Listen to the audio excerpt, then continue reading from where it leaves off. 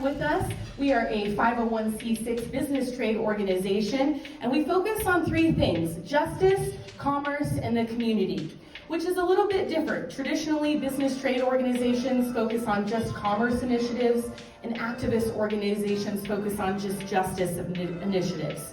But cannabis is not your traditional commodity, and we are not your traditional chamber. It works really, really, really well when you have activists working with industry professionals, working with license holders, and they are aligned on their agenda. We can then bring those issues to our regulators and to our political leaders to make substantial change. Our organization did do that. We got together as activists and industry professionals and we said, what do we need to change to make commerce expand? It takes grassroots organization and it takes activists being at that table. And luckily we've been able to have that privilege, and many of you have had those conversations in the last 2 years. So we really, really, really appreciate whatever role you play in this organization. Make sure that you understand it is extremely substantial. 6 months ago, we started this organization, and we've been making those three initiatives happen simultaneously. They are not mutually exclusive, and we want to set the bar for Nevada and really for the United States, if not the universe.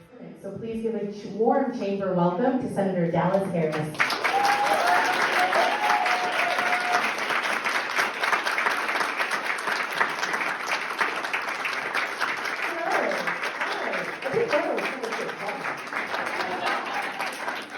Yeah, listen, just so you guys know, I'm pulling double duty. I'm actually on IFC right now at the same time, and it's way more fun here.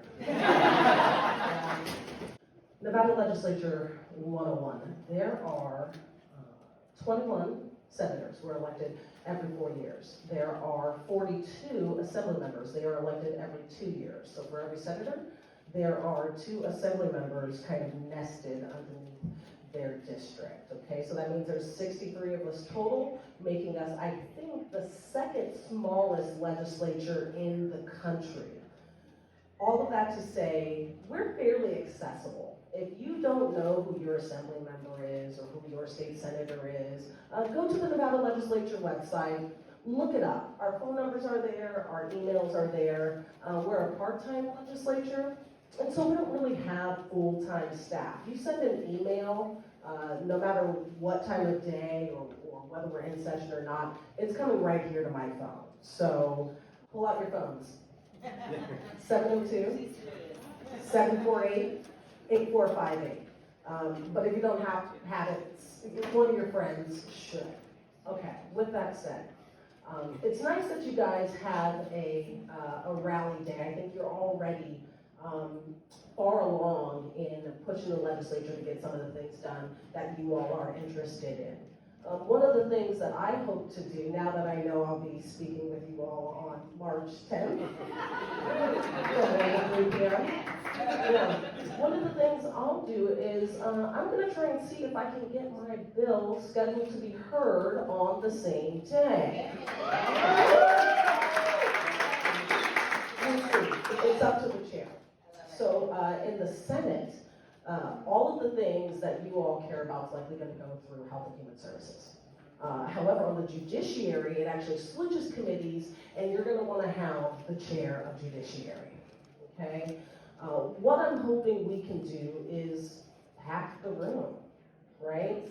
As I'm sure you all will can imagine, there are going to be a lot of folks who are going, cannabis? You guys want more of that? 1 ounce is enough. Who needs 2 ounces? What sense does that make, right? And it'll be up to the folks in this room to answer that question, to talk a bit about the business case, right? Because for some reason, people still think of marijuana as this kind of addictive drug, right? I mean, come on, Board of Pharmacy. But you know, that's a real thing, okay? And so we have to be prepared to make sure that we can counter that with logical arguments, right? And when the business community comes forward and says, listen, this is what we need, you have a much better chance than me saying, like, I'd like to purchase 2 ounces. I mean, I hit that limit and, you know, I went to purchase an ounce and had a gummy that I won but couldn't take it home because, you know. So that's much of a less persuasive argument, okay? But I will be sure to put that in an omnibus bill that I've been working on with the Chamber of Commerce. So that's already in. We're gonna work to get that done. The second thing that I'm working with the Chamber on, as they mentioned, is getting rid of this excluded felony idea. I very much believe that we need low barriers to entry, not just in this market, but just philosophically in like every market, right?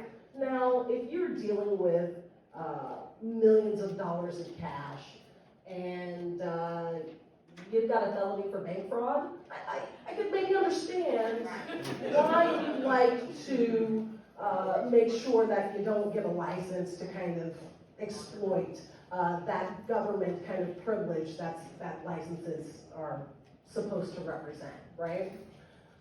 But that doesn't really apply in this industry, especially when it comes to agent cards. You know, I've been saying, and maybe this isn't helping the case, but I've been saying, listen, I don't care if you were convicted of murder. If you've served your time, right, and you've served your debt to community, why does that mean you can't go sell marijuana or open up a marijuana business? I don't see the same kind of correlation, right, that you might see with money and money crimes, right? And so we are going to see if we can try and get rid of that kind of antiquated idea that felons are, I don't know, less than, different than, because they're not, right?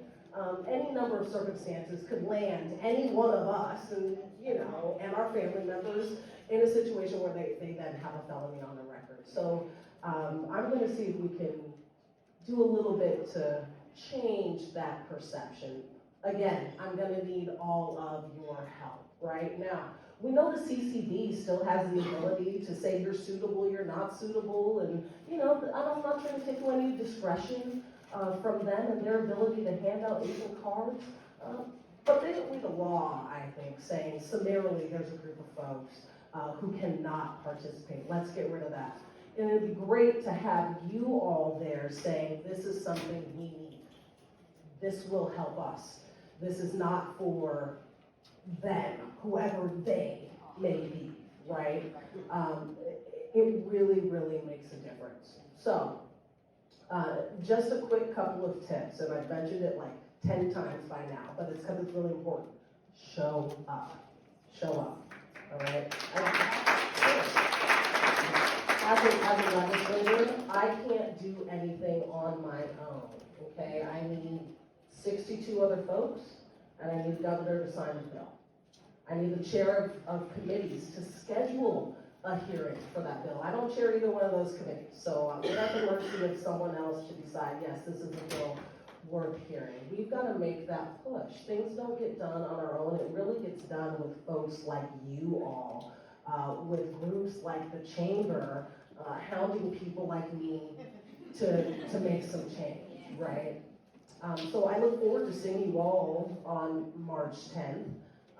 And in case you guys didn't get it, it's 702-748-8458, because we need to continue to have discussions, not just once session starts, but leading up to it.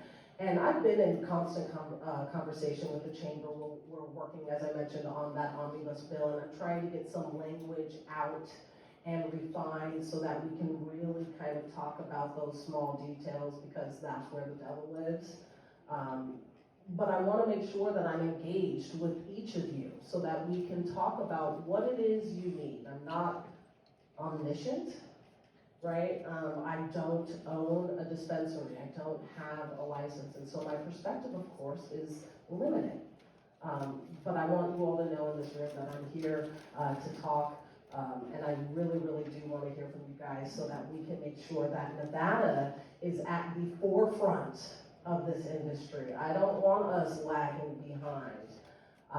That's why one of the things I'm looking to do is to streamline the licensing process. Why are we still doing 2 licenses for every level of, right, from cultivation to retail? It did initially. We started with the medical program, we added the adult use. I get it, but now it's just a pain in the butt. So let's see if we can try and streamline that. And I'm open to other ideas that you all may have in that vein to make sure that Nevada's doing it better than any other state. All right, thank you.